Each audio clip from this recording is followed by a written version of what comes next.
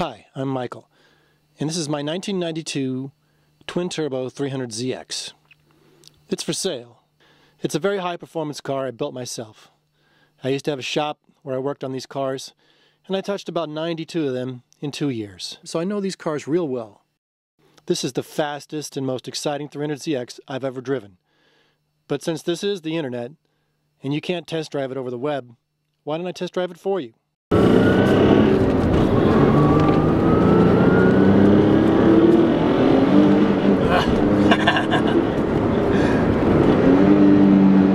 Drop it in a second to get on the highway here. Roll up the window.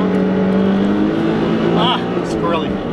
Okay, so what is somebody getting when they buy this car? Well, first off, they're getting the flagship of what used to be my business, MWS Motorsports. So basically, I put every single thing into this car that I thought that it needed, and nothing that I thought that it didn't need.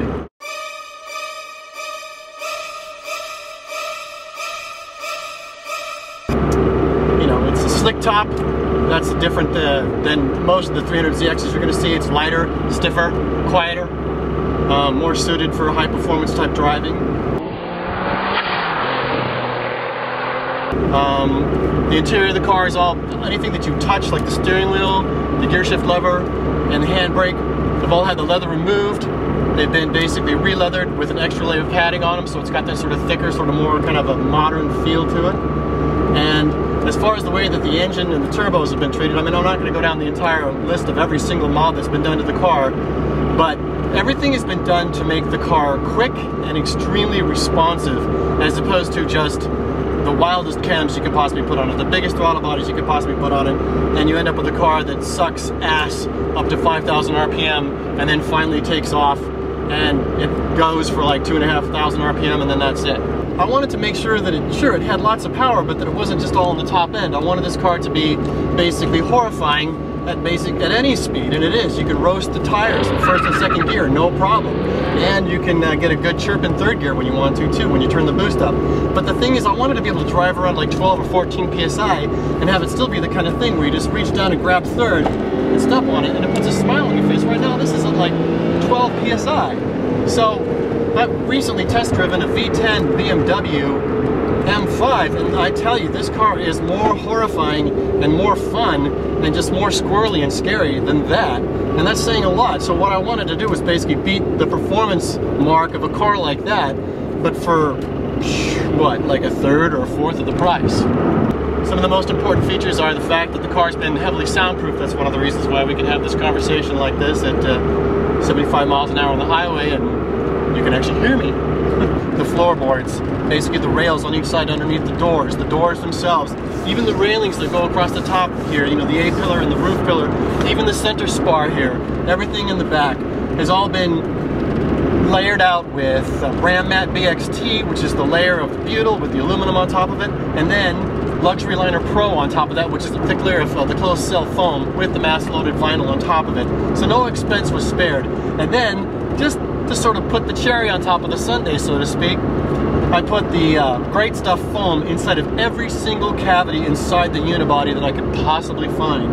And so what you get is reduced tire noise, reduced noise when you hit like box dots on the highway, reduced noise when you go over bumps. We can't even hear this SUV that we're driving by right now. I mean, at all. You know, we just drive by them and you can barely even tell the guy's there. So one of the most important things for me was the throttle response of it. You drop it down into, say, third on the highway, you're going third, and you're 60 miles an hour, and you want to check out just the throttle response of these turbos and how fast they actually just get right up there. And, and you see this sort of naturally aspirated throttle response. I'm sorry, man, but you know, you have to see that and feel it to understand what I'm speaking about here. Is basically, there are no turbos in this car as far as you can tell, because they spool up that quickly. And you have to put the car where it lives, put it down to 4,000 RPM, and mash the pedal. And just go!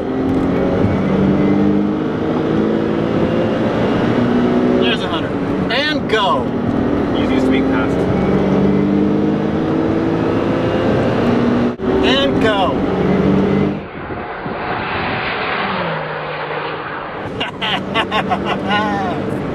So as I cackle maniacally, off into the sunset, blasting along at 100 miles an hour without even batting an eye. I really want you to think about the fact that you're getting a hell of a deal here. And of course, no matter how much you pay for it, it's only going to be a fraction of how much money and time I've put into this car. My project ends up becoming your project. I mean, she does need to have those rod bearings looked at, but just look at her. She's gorgeous, she's entertaining as hell to drive, and she'll be the envy of anyone who's a 300ZX owner and knows those cars.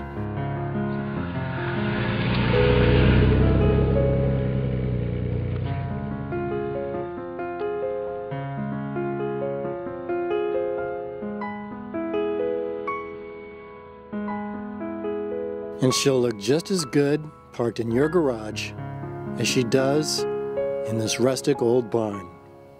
Safe and sound.